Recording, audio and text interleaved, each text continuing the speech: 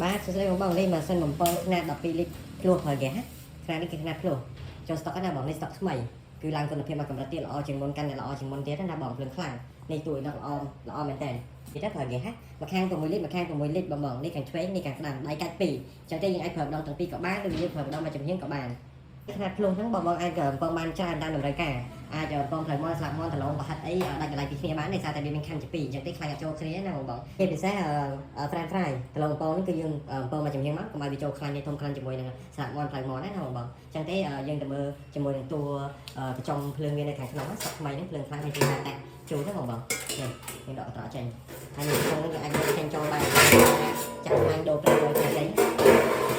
នេះខាងក្នុងបងចឹងធ្វើការតាក់ចូលណានេះដៃកាច់ខាងស្ដាំភ្លើងខាងល្អមែនតើរីថ្មីនេះទៅចូលស្តុកនេះខាងទៀតដៃខ្លាំងភ្លើងល្អមែនតើភ្លើងខៀវ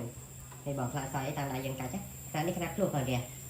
អរគុណច្រើនបងមានតម្រូវការក្នុងការកំងម៉ាស៊ីនបំពងប្រើប្រាស់ម៉ាស៊ីនបំពងហ្គាសភ្លោះអីអាចតមកពេញមកខាងក្រុមហ៊ុនបាន